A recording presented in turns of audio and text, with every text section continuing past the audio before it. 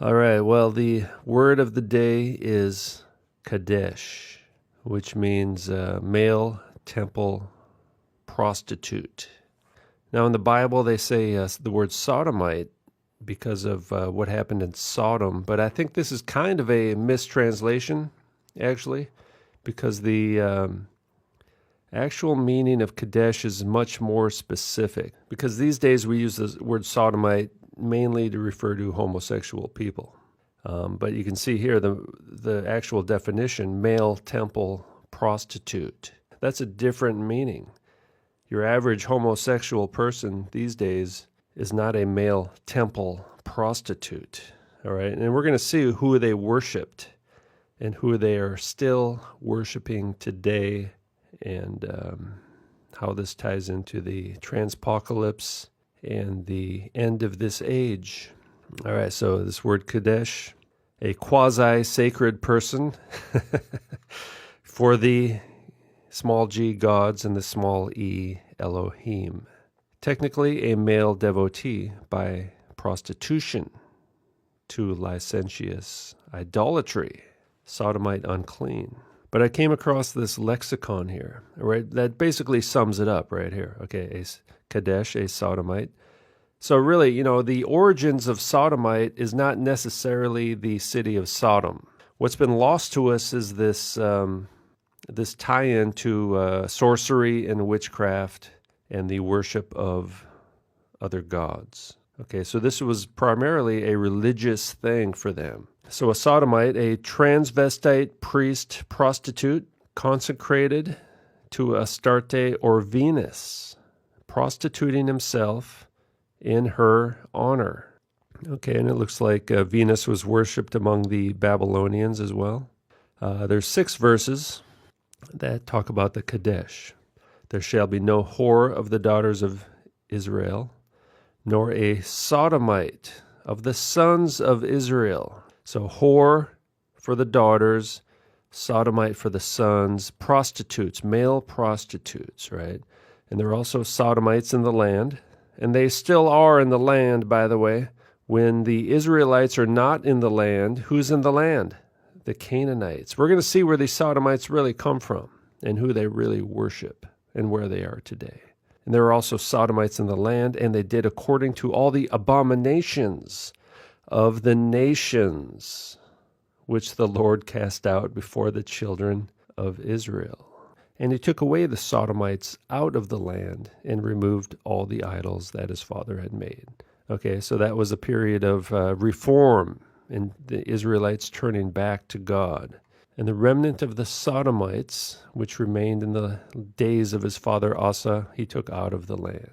And he brake down the houses of the sodomites that were by the house of the Lord, where the women wove hangings for the grove. But now here's this other verse that I didn't really know about. In Job, they die in youth, and their life is among the unclean. But look, it's the same word, Kadesh. See, the Hebrew is actually Kadesh. It could be saying they die in youth, and their life is among the sodomites. He's talking about the wicked. But if they do not listen, they perish by the sword and die without knowledge. The godless in heart cherish anger. They do not cry for help when he binds them. They die in youth, and their life ends among the cult prostitutes. So here it is right here in the ESV. It says cult prostitutes instead of unclean. Okay, so we saw that these sodomites, these cult prostitutes, are consecrated to Astarte or Venus. Okay, so here's Astarte in the Bible, and this is the net. Some versions say Astarte, some say Ashtoreth. So let's read this. For Solomon went after Ashtoreth, the goddess of the Zidonians, and after Milcom, the abomination of the Ammonites. Goddess of the Sidonians, right? Who are the Zidonians? And Canaan begat Sidon, his firstborn, and Heth. But I say unto you, it shall be more tolerable for Tyre and Sidon at the day of judgment than for you. All right, so you can see that Sidon was the firstborn son of Canaan. And remember, Canaan was cursed by Noah because of Ham's transgression. This would have been Ham's grandson. So the Zidonians come from this guy Sodom, from the line of Canaan. And all the giants and all those guys that the Israelites battled came from Canaan. Ashtoreth or Astarte was the goddess of the Sodomites. All right, and Solomon went after that goddess, the goddess of the Zidonians, because they have forsaken me and worshipped Ashtoreth, Astarte, the goddess of the Zidonians, and have not walked in my ways to do that which is right in my eyes, and to keep my statutes and my judgments, as did David his father. So, because Solomon broke the first commandment and worshipped other gods, the kingdom of Israel was broken up into two groups. And the northern 10 tribes kind of eventually were dispersed and kind of vanished into the nations, into the world. And the southern 2 tribes kind of merged into one, became Judah. And the high places that were before Jerusalem, which were on the right hand of the Mount of Corruption, which Solomon, the king of Israel, had built for Ashtoreth, Astarte, the goddess of the Sodomites, the abomination of the Zidonians, right? All right, so we have the King Solomon with his 1,000 women, strange women, and he married, was it Pharaoh's daughter? So Solomon was hanging out with a bunch of strange women and worshiping Astarte, Venus. So the Freemasons loved Solomon because he brought Israel to an end, essentially. It was because of this goddess of the Sodomites. Here's a Easton's Bible Dictionary. Ashtoreth, the moon goddess of the Phoenicians, principal female deity, frequently associated with the name of Baal, the sun god, their chief male deity. All right, so Ashtoreth, kind of counterpart to Baal, which I believe just means Lord anyway, so that could be a number of different gods. This deity is spoken of as Ashtoreth of the Zidonians, right? Remember the Canaanites. She was the Ishtar of the Akkadians, right? So Ishtar is another manifestation of this same goddess, right? For different people with different languages had basically the same gods, more or less, under different names. And the Astarte of the Greeks, all right? So Astarte is the Greek name. There was a temple of this goddess among the Philistines in the time of Saul. Under the name of Ishtar, she was one of the great deities of the Assyrians. The Phoenicians called her Astarte. Solomon introduced the worship of this idol. Jezebel's 400 priests were probably employed in its service. Remember what happened to these 400 priests? Didn't end well for them. It was called the Queen of Heaven. All right, so we got the Queen of Heaven now. And we've got Ishtar. We've got Jezebel's 400 priests. So we can see there's a reason for this commandment. The woman shall not wear that which pertains unto a man. Neither shall a man put on a woman's garment. For all that do so are abomination unto the Lord thy God. Why? Because that's what the Zidonians were doing. That's what people who worshipped Ishtar, Astarte, Ashtoreth, Venus, the Queen of Heaven. That's what they were all doing.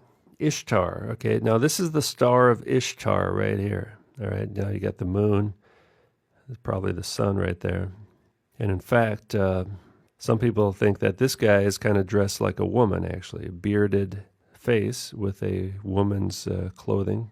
But this is the star, the 8-pointed star of Ishtar. It's really kind of like 2 cross figures on top of each other. But you can see this is the star of Ishtar, and we see this quite a bit. We see this on Wonder Woman's headpiece, which also has this kind of V symbolism, and this Phoenician god, Ahura Mazda, is kind of the winged symbolism there. There's a close-up of it right there. Star of Ishtar, okay. You can see this winged, you got the winged eagle angelic symbolism there in the outfit. Star of Ishtar. Now in older versions of Wonder Woman, they had a pentagram. So now they have the Star of Ishtar, okay? And remember that Wonder Woman, The character, Wonder Woman, was appointed UN Honorary Ambassador for Gender Equality, which they want to implement by 2030. All right, they want to achieve gender equality. You got Venus and Mars together equals, which means androgyny, all right? Sustainable development goal for the world, so they can develop the world sustainably.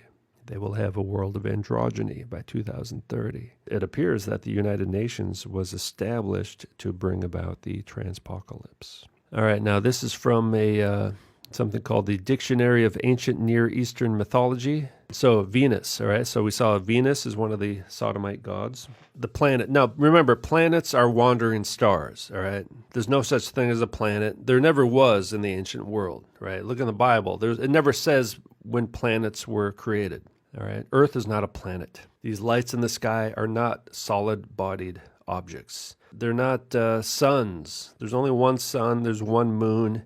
There's a bunch of stars. Planets are also stars. They're wandering stars.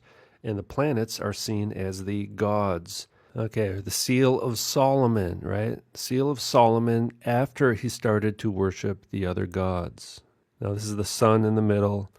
All the different planets, Saturn, Jupiter, Mercury, the moon, Venus, Mars. Think of the Tower of Babel, right?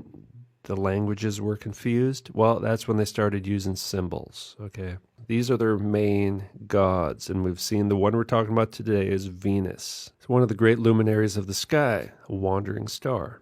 First star of the evening and the last at dawn. Seems that the Sumerians preferred the evening star, which was usually endowed with female qualities. Two goddesses were worshipped as Venus, Inanna, all right? Inanna, that's Diana Prince, that's Wonder Woman, all right? And Ninisina. Now it's Sin, right? The god Sin is the moon god, so I wonder if that's the feminine moon god type thing. The Semites originally preferred the morning star, which had male characteristics. Under Sumerian influence, they added a female manifestation, okay? So it looks like Venus is a male to female transsexual. Astar as well as Inanna were worshipped at Ebla and Mari. Eventually, one deity emerged which had a split personality consisting of the female evening star and the male morning star. See, split personality, both male and female. One deity, male and female, all right? Venus is a tranny. The Babylonian Istar, or Ishtar, Babylonian Istar, where we get the word Easter, is the prime example. All right, so Ishtar is the prime example of what? Of the male and female tranny god. The bearded Ishtar of Babylon, okay? That's the thing I showed you there. Remember, Ishtar started out as like a female deity, so why is it bearded, right? The god of the trannies. While the feminine Ishtar was the love goddess of the south. The Aramaean Venus goddess Nanaya, who became a very important deity in the first millennium BC, also had male and female characteristics, all right? Male and female, all right? Venus is a male and female tranny hermaphrodite god. Aphrodite is another name for Venus, and Astarte and all these gods we're talking about today, all right? Aphrodite, Hermes, hermaphrodite, right? Hermes and the hermaphrodites. All right, now let's look at Inanna. Now this is from the Historical Dictionary of Mesopotamia. Inanna, so this is the same god, all right? We're really just talking about one god today, or goddess. What do you call a tranny god? I don't know. Inanna, the foremost Sumerian goddess, patron deity of Uruk. All right, so again, associated with the Semitic deity Ishtar, the tranny god we just saw, all right? Temples in most cities, okay? Lady of the Battle, okay? A Wonder Woman, Amazonian type. Inanna was a subject of a great number of literary compositions, hymns, songs, and prayers. Many of these depict Inanna as the embodiment of sexual drive and allure in all its ambiguities. Ambiguity. She could turn men into women. She could turn men into women. Tranny god. In her entourage appear transsexuals and transvestites. She was the patron of prostitutes, okay? Said to haunt the taverns in search of male partners. One myth recounts that when she was kept captive in the underworld, all copulation and hence reproduction came to a sudden end. Reproduction came to a sudden end because of Inanna. It sounds like the Transpocalypse 2030 agenda. Inanna, Wonder Woman, Gal Gadot, Israeli soldier / beauty pageant winner, Miss Israel, right? Miss Israel. Gal Gadot went through this pageant ritual in honor of Inanna, Ishtar, United Nations ambassador for the 2030 extermination of humanity agenda. Inanna, as the Queen of Heaven, was associated with the planet Venus.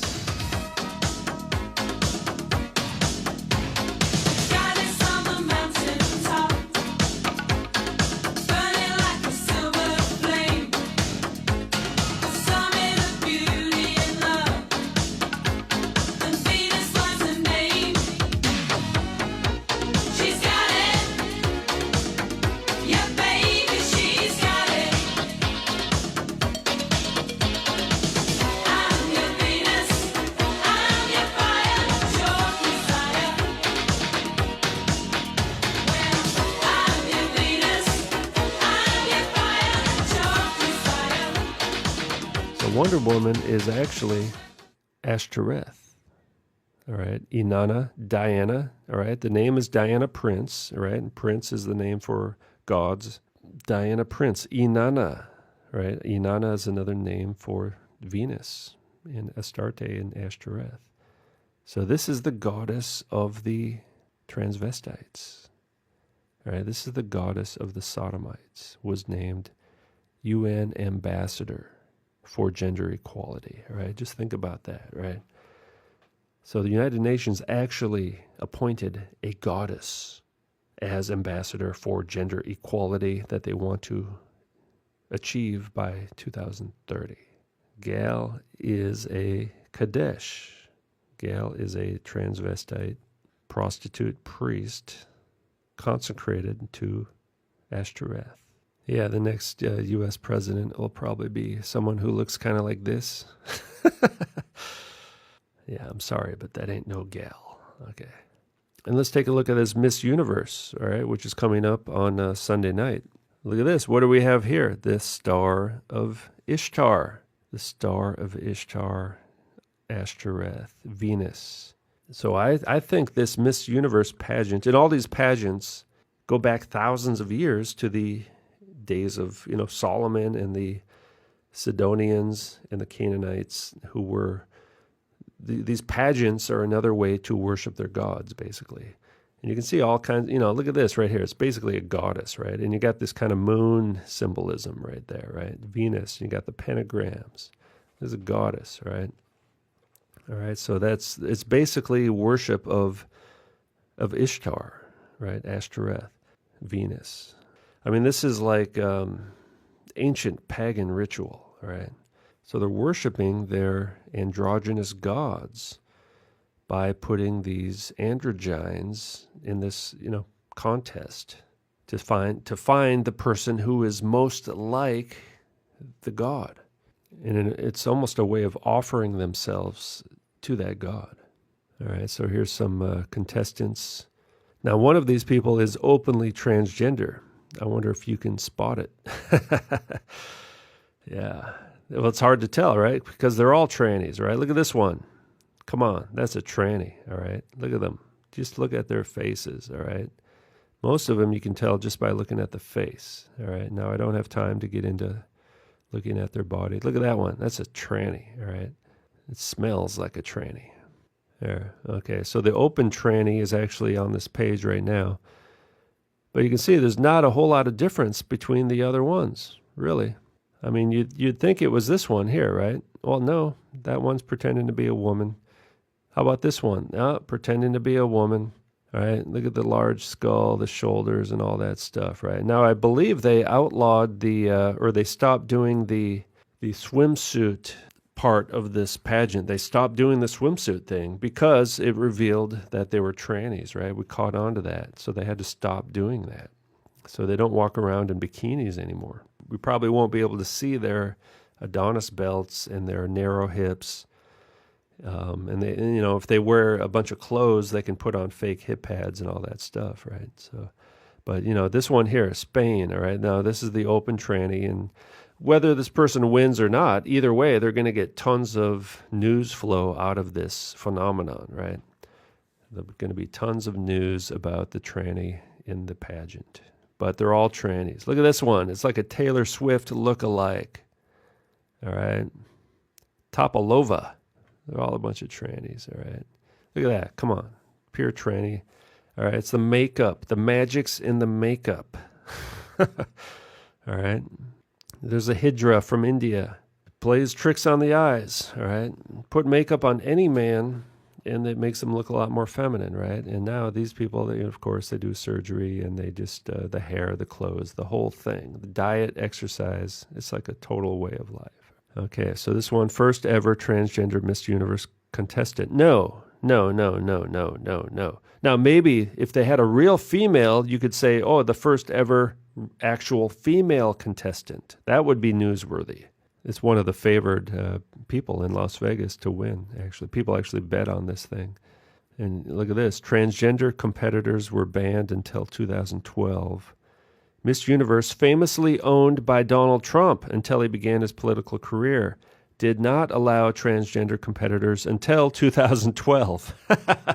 No, it's always been a tranny pageant for thousands of years, okay? May have gone under different names or been more of a local event, but it's spread around the world to all the nations. Donald Trump owned this pageant, all right? Donald Trump owned a pageant that worships the gods, okay? The god of the trannies, for that matter. There's been an intense interest in this year's event due to Ponce's breaking new ground. Well, there's nothing new about... The only thing new is that they're admitting it, all right? Which is the next stage of the transpocalypse. So if this person wins, we are in a new era of transpocalypse tribulation. It started out from a 50-1 long shot to a 10-1. So it's one of the favored. It looks like it's number 5. I saw another article a few days ago. It was actually the most favored one to win. So it's one of the most favored contestants to win. So, whatever happens, I think it at least will make the top 3. And then if it loses, there can be kind of a backlash, right? They can complain that it didn't win. Or if it does win, then it'll just be this huge thing. Now, they're running out of time. The time is short, right? They only have about 10 years to achieve their goal. So there's a good chance this person may actually win. I don't know if the public is ready for that or not, but they're shoving it down people's throat either way. So, they're going to force people to be ready. Now, there will be a backlash to the transpocalypse, obviously, and that will result in tribulation, which is right here. For then... there will be great tribulation, such as has not been from the beginning of the world until now. No, and never will be. Why? Why such great tribulation? Well, because they're going to try to turn everybody into an androgyne, especially the children. All right, so 2030 is the deadline. So the gods, through their human agents in the United Nations, and people like Donald Trump, who owned this pagan androgynous festival, they are saying that they want to achieve androgyny here on Earth by 2030. So they want to create humanity into their own image. They want to set up their kingdom. They are setting it up now, and it's basically here. We are living in the kingdom of the rebellious gods. And now some of us are realizing that, hey, wait a minute, we want to worship the God of gods, the Lord of lords, the King of kings. So Jesus Christ will return as king, as true king of the world, right? Solomon blew it, right? Even King David, he had his flaws. We're weak, right? We're human. Jesus Christ will return as the perfect king. He's not going to fall away from God, right? Because he's the Son of God. So basically, there's going to be a major coup d'etat.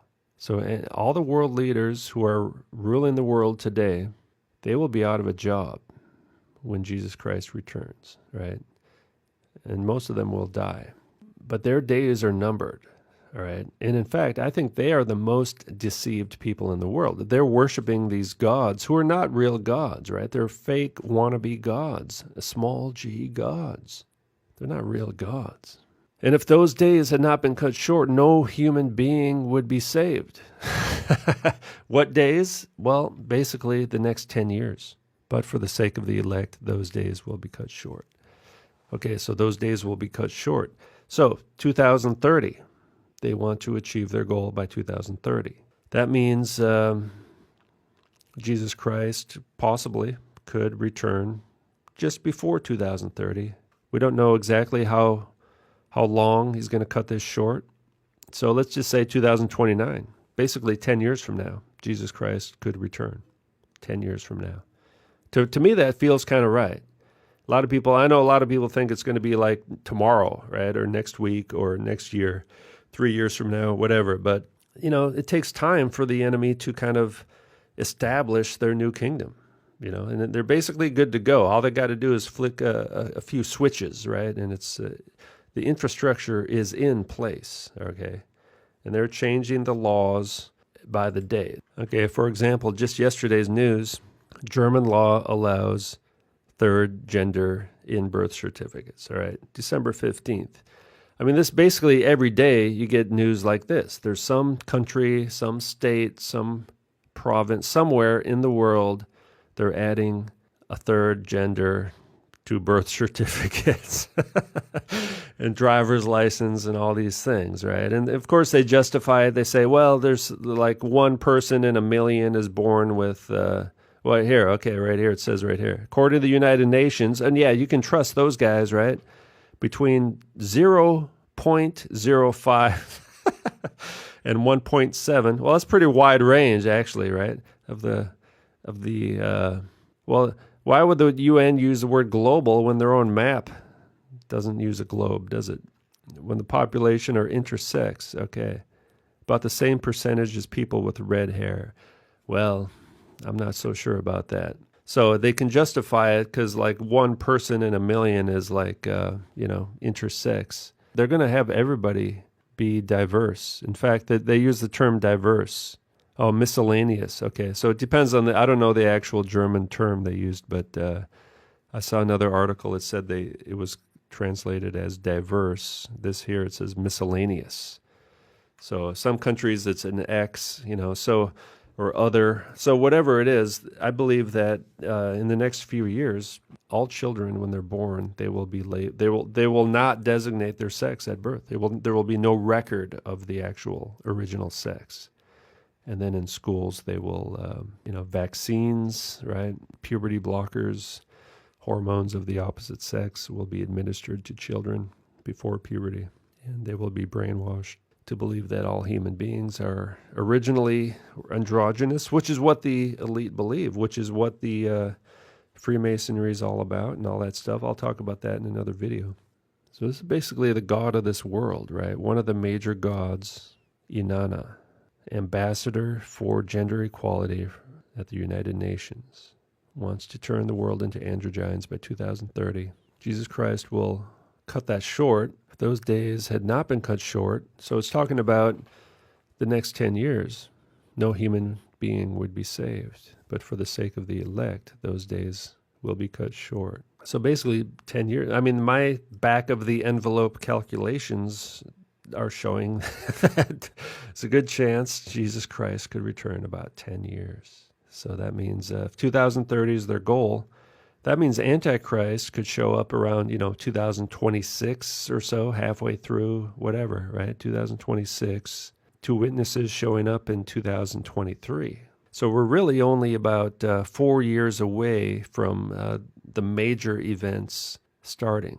They still have a few more legal things to put into place and some more brainwashing and some more, enforcement kind of preparations around the world, but they're basically good to go. They're ready to go to start the Great Tribulation, at any moment, really. So, yeah. So for me, 10 years feels pretty reasonable, actually. It's kind of, I can see 10 years, right? I know everybody's all excited, and, some people are kind of scared of what's going to happen. Other people are excited. For me, I'm more excited, right? I mean, the true king will return, right? And we will govern alongside Jesus Christ, with him. We will be governing the nations. Basically, believers, followers of Yeshua, will be the world leaders, essentially, right? All the current world leaders who are all serving these other gods, they will be out of a job. They'll be out of life. So they're going to be overthrown by the true king, Jesus Christ, when he returns. And we will govern with him.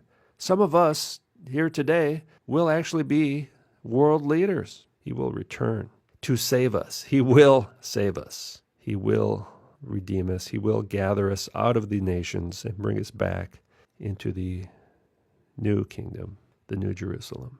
All right. He will save us, and we will be born again.